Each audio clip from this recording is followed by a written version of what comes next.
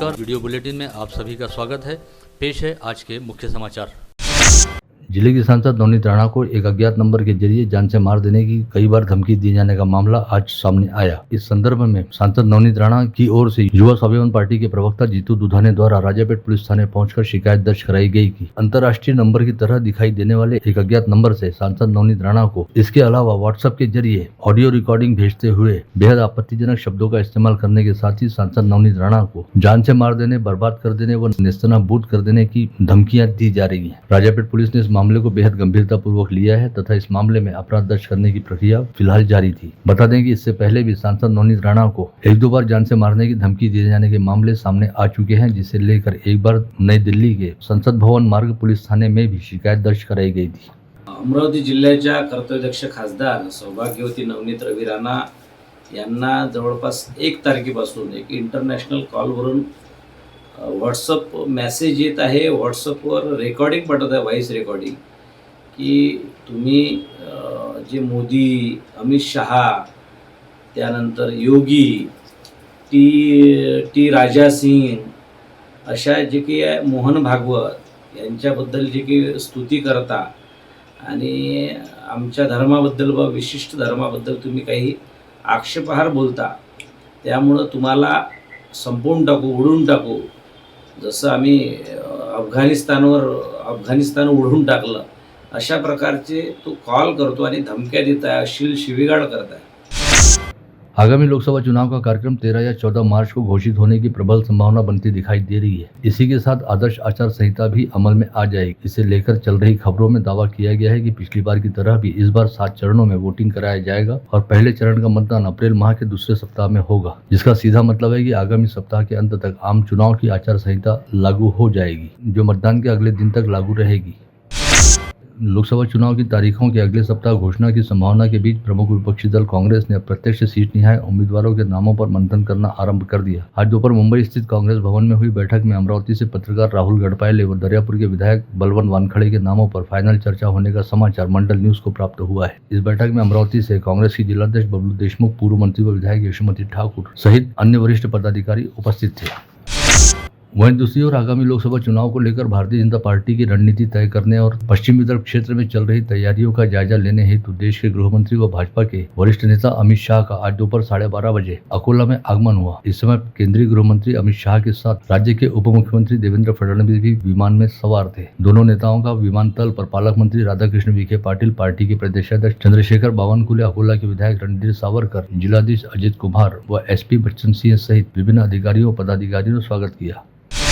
अकोला के दौरे पर पहुंचे केंद्रीय गृह मंत्री अमित शाह ने अकोला बालापुर मार्ग पर स्थित होटल में पार्टी के 6 जिलों के लगभग 1000 पदाधिकारियों व जिम्मेदार लोगों से संवाद साधा, लेकिन इस दौरान पूरा समय संगठनात्मक चर्चा की गई और किसी भी सीट को लेकर कोई चर्चा नहीं हुई।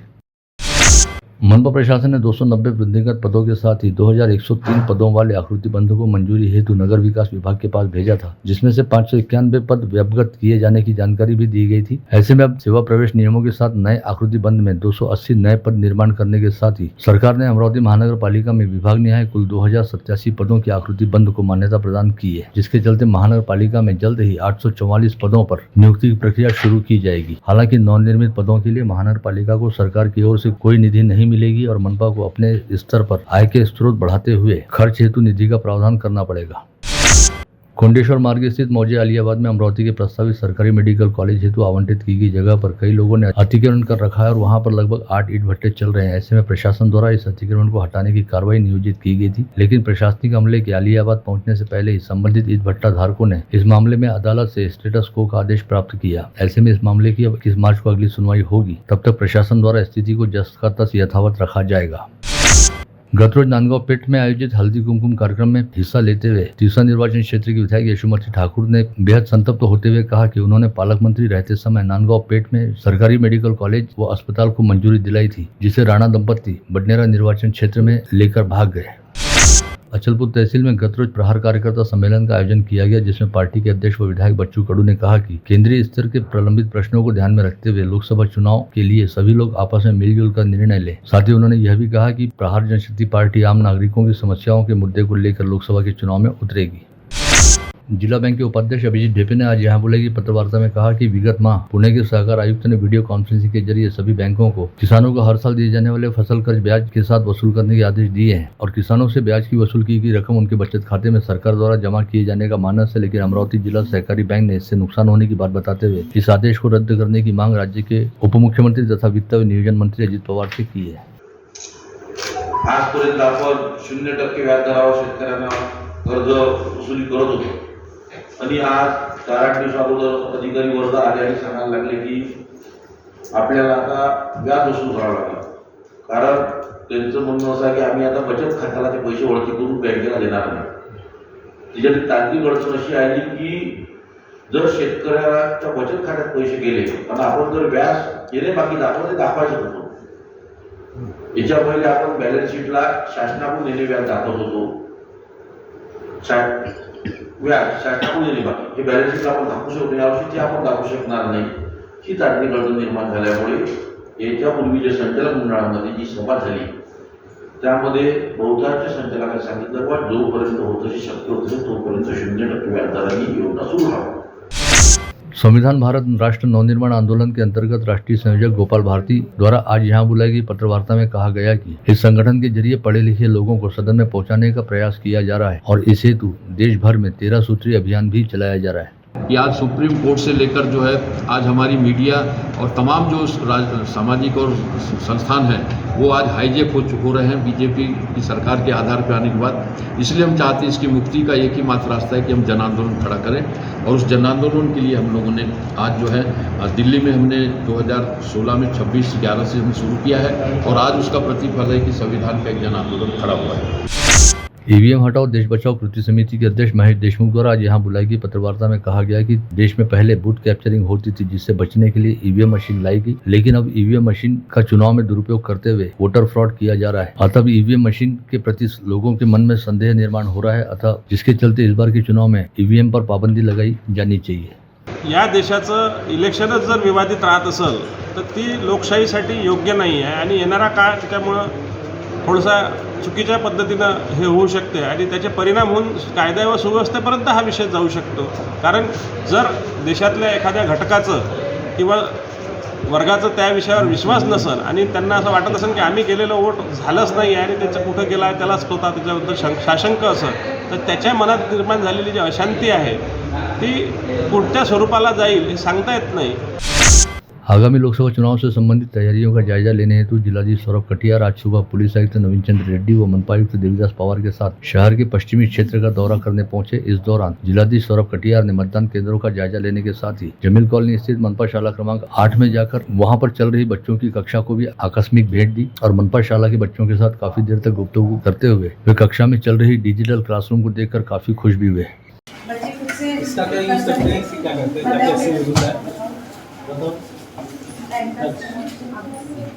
ये यूज करो, कलर सिलेक्ट करो, कलर सिलेक्ट करो कोई भी। हाँ लीजिए, हाँ ग्रीन वाला छोड़ो, ऑलरेडी उसमें दूसरा लीजिए, कलर येलो ले लो। हाँ ओके, हाँ ये वहाँ पे लिखो, आपका नाम लिखो, लिखो आपका नाम, हाँ साइन लिखो। अभी कैसे करो? इसके साथ ही जिलाधीश सौरभ कटियार ने पश्चिमी क्षेत्र में स्थित मतदान केंद्रों का जायजा लेते हुए कई मतदान केंद्रों पर तुरंत प्रभाव से बिजली पानी व अन्य छोटी मोटी दुरुस्ती के कामों को तत्काल करने हेतु आवश्यक दिशा निर्देश जारी किए। बडनेरा में रेलवे वैगन दुरुस्ती कारखाने के लिए अपनी जमीन देने वाले किसानों के किसी एक बच्चे को तत्काल नौकरी दी जाए, इस मांग को लेकर संबंधित किसानों द्वारा आक्रामक भूमिका अपनाई जा रही है। इन किसानों का कहना है कि जमीन दिए हुए 12 साल का समय बीत जाने के बावजूद वे अपने बच्चों के लिए नौकरी की प्रतीक्षा कर रहे हैं। हर बार उन्हें आश्वासन दिया जाता है, ऐसे में अब यदि उनकी मांग पर सकारात्मक निर्णय नहीं लिया गया तो वे तीव्र आंदोलन करेंगे। आमची नेमकी मागणी होती की आमची जमीन घेऊन 12 वर्ष झाले। आज रेल्वे प्रशासनाने कलेक्टर साहेबांनी आम्हाला लेखी दिला आहे की आम्हाला नोकरी मिळणार। एक तर आमचं कवडीमोल भावात जमीन गेली, फक्त 6 लाख रुपये एकर आम्हाला भाव देण्यात आला। आज 12 वर्ष होऊन गेले तरी आम्हाला नोकरी मिळाली नाही। माननीय रेल्वे मंत्री पियुष गोयल, खरगे, मुकुरा, बन्सल सगळ्यांना आम्ही भेटलो। 3 GM लालवानी, यादवजी आणि सिंह सर यांना पण भेटून आलो। आता आम्हाला असं कळलं की काही दिवसात माननीय नरेंद्र मोदी यांच्या हस्ते ह्या जमिनीचं उद्घाटन होणार आहे। जिथपर्यंत आम्हाला नोकरी मिळणार नाही तिथपर्यंत आम्ही उद्घाटन होऊ देणार नाही। 2012 पासून आमची शेत या सरकारने घेतले, हिसकावून घेतले म्हटलं तरी चालेल. तर आम्ही त्यांना या बेसवर दिले होते ते की बा आमचे एक एक मुलगा आमचा नोकरीवर घेतला पाहिजे म्हणून. 12 वर्षापासून आम्ही शेतापासून तो वंचित आहे. त्यावेळेस आम्हाला फक्त त्यांनी 6 लाख रुपये एकर शेतीची फक्त 6 लाख रुपये एकराने आम्हाला फक्त मुआवजा दिला त्यांनी. 6 लाख रुपये एकरात काहीच होत नाही, पण तरी पण आम्ही दिला का चला जाऊ दे, एक मुलगा आपल्या घरचा बा नोकरीवर जाईल म्हणून. पण 12 वर्ष झालं त्याचा काहीच हालजूल नाही आहे आणि ते काही देतच नाही. फक्त त्याचं म्हणणं एवढंच आहे, फक्त आश्वासन देत आहे, बाकी काहीच करत नाही आहे. इंडियन बैंक एसोसिएशन की लंबे समय से चल रही बैंक में 5 दिनों के कामकाज की मांग पर आगामी सोमवार 11 तारीख को आयोजित वित्त विभाग की बैठक में निर्णय होने की संभावना है। ये जानकारी अमरावती मंडल को बैंक संगठन के प्रदेश कार्यकारिणी सदस्य दीपक उपाध्याय द्वारा दी गई। उन्होंने बताया कि 5 दिनों का सप्ताह मंजूर होने के बाद रोज के कामकाज में पौन घंटे का इजाफा भी होगा। अपनी विभिन्न प्रलंबित मांगों को लेकर महावितरण, महापारेषण व महानिर्मिती इन तीनों सरकारी विद्युत कंपनियों में ठेका नियुक्त पद्धति पर काम करने वाले कामगारों ने संयुक्त कृषि समिति के बैनर तले आज जिलाधीश कार्यालय के सामने धरना प्रदर्शन किया। साथ ही जिलाधीश के जरिए राज्य के उप मुख्यमंत्री व ऊर्जा मंत्री देवेंद्र फडणवीस के नाम अपनी मांगों का ज्ञापन सौंपा। आगामी लोकसभा चुनाव को ध्यान में रखते हुए निर्वाचन आयोग के निर्देशानुसार राज्य के गृह विभाग ने विगत दिनों बड़े पैमाने पर एक ही स्थान पर 3 से 4 वर्ष का कार्यकाल पूरा कर चुके अथवा अपने गृह क्षेत्र में नियुक्ति रहने वाले पुलिस अधिकारियों को अन्य जिलों में भेजा था। इसके तहत तबादला किए गए 130 पुलिस निरीक्षकों में से 45 पुलिस निरीक्षकों ने अपने तबादले को मैट में चुनौती दी थी। पश्चात मैट ने सभी तबादलों की समीक्षा करते हुए 65 पुलिस निरीक्षकों के तबादले रद्द कर दिए, जिसके चलते अब अमरावती शहर पुलिस आयुक्तालय से तबादले पर बाहर भेजे गए आसाराम चोरमले, मनीष ठाकरे, राहुल आठवले व रेखा लोंधे ऐसे 4 पुलिस निरीक्षक एक बार फिर अमरावती वापस लौटेंगे। वहीं नागपुर, ठाणे व छत्रपति संभाजी नगर से शहर में तबादले पर आए 8 पुलिस निरीक्षकों की एक बार फिर उनके जिलों में वापसी होगी। मोर्शी तहसील के पास शिरखेड़ गांव के निकट एक तेज रफ्तार तवेरा वाहन पलट जाने की वजह से हुए हादसे में एक व्यक्ति की मौत हो गई, वहीं 9 लोग गंभीर रूप से घायल हो गए। घायलों में 4 महिलाओं व 2 बच्चों का समावेश है। अकोला जिले की माना तहसील अंतर्गत मदापुरी गांव में रहने वाले सभी लोग तवेरा वाहन में सवार होकर महाशिवरात्रि पर्व के निमित्त बड़े महादेव के दर्शन हेतु पचमढ़ी की ओर जा रहे थे। तभी शिरखेड़ गाँव के निकट तवेरा वाहन का टायर फूट गया, जिससे यह हादसा घटित हुआ। राजापेट पुलिस थाना क्षेत्र अंतर्गत रहने वाली 31 वर्षीय महिला को विवाह का झांसा देते हुए उसे गर्भवती कर देने तथा उसकी इच्छा के खिलाफ उसका गर्भपात कराने के साथ ही उससे 9 लाख रुपए की ठगबाजी किए जाने के मामले में राजापेट पुलिस ने दरियापुर तहसील अंतर्गत जीतापुर अराला में रहने वाले 27 वर्षीय अभिजीत टेकाड़े के खिलाफ आपराधिक मामला दर्ज किया है। शिरखेड़ थाना क्षेत्र के निम्भा मार्ग पर पहलवान बाबू मंदिर के पास तेज रफ्तार से दौड़ रहे ट्रक ने विपरीत दिशा से आ रही दुपहिया को जोरदार टक्कर मारी। इस हादसे में दुपहिया पर सवार मनोज जौंजाल नामक युवक की मौके पर मौत हो गई, वहीं अनिल थोरात नामक युवक घायल हो गया। अंजनगांव सुरजी के मालीपुरा में रहने वाले सागर लांडे नामक युवक ने 4 मार्च को सुबह 9 बजे अपने घर में फांसी लगाकर खुदकुशी कर ली। सागर की आत्महत्या का कारण पता नहीं चल पाया। बोलगांव पुलिस थाना क्षेत्र अंतर्गत कामुंजा खेत परिसर में एक अज्ञात व्यक्ति का शव नीम के पेड़ के सहारे फांसी पर लटका पाया गया। पश्चात पुलिस द्वारा की गई जांच में मृतक की शिनाख्त अजय हटकर के तौर पर हुई। अजय हटकर द्वारा आत्महत्या किए जाने की वजह फिलहाल ज्ञात नहीं हो पाई। अकोला जिले में बालापुर पातुर मार्ग पर वाड़े गांव के निकट सोमवार की रात एक अजीबोगरीब सड़क हादसा घटित हुआ, जिसमें 3 लोगों की मौके पर मौत हो गई और 3 लोग गंभीर रूप से घायल हुए। इस हादसे में पहले तो 2 दुपहिया वाहन की आमने सामने टक्कर हुई। दोनों दुपहिया वाहनों पर 3-3 लोग सवार थे, जो हादसे के बाद नीचे जमीन पर गिर पड़े। तभी पीछे से आ रहे तेज रफ्तार ट्रक ने इन सभी लोगों को बुरी तरह से कुचल दिया, जिसकी वजह से 3 लोगों की जान चली गई और 3 लोग घायल हुए। एस्कॉर्ट सर्विस देने के नाम पर बुल्ढाना के एक उच्च शिक्षित युवक को 5.5 लाख रुपए का चूना लगाने की घटना विगत 24 दिसंबर को घटित हुई थी। मामले की जांच करते हुए पुलिस ने गुजरात में रहने वाले 5 लोगों को गिरफ्तार किया, जिन्हें 10 मार्च तक पुलिस रिमांड पर लिया गया है। यवतमाल जिले की वणी तहसील अंतर्गत मुकुटबंद पुलिस के दल ने घोसा गांव में प्रमोद गाड़गे नामक युवक को बाजार में नकली नोट चलाने का प्रयास करते हुए रंगे हाथ धर दबोचा, जिसके पास से 100, 200, 500 रुपए की कुल 5,700 रुपए की नकली नोटें जब्त की गई। अमरावती जिला परिषद शिक्षक सहकारी बैंक के खाते से 2 करोड़ रुपए निकालने के प्रयास के मामले में पुलिस ने 2 लोगों को गिरफ्तार किया था। वहीं इस मामले में बैंक के अध्यक्ष गोकुल दास राउत सहित 5 लोगों के बयान भी दर्ज किए गए। साथ ही आज पुलिस ने इस मामले से संबंधित कुछ महत्वपूर्ण दस्तावेज बैंक के हमालपुरा स्थित मुख्य कार्यालय से जब्त किए और अध्यक्ष सहित 5 लोगों को दोबारा बुलाकर पूछताछ की। जिले के अंजनगांव सुरजी में एक 45 वर्षीय शिक्षक की बदली करने के लिए 5,000 रुपए तथा प्रशिक्षण का बिल पास कराने के लिए 2,000 ऐसे 7,000 की रिश्वत स्वीकारते हुए विस्तार अधिकारी तथा वर्ग 3 प्रभार गट शिक्षण अधिकारी पंचायत समिति अंजनगांव सुरजी ज्ञानेश्वर चंपतराव गायकवाड़ तथा शिक्षक तथा प्रभार गट समन्वयक पंचायत समिति अंजनगांव सुरजी वर्ग 3 विजय गणपतराव पांडे को एंटी करप्शन ब्यूरो ने रंगे हाथ पकड़ा।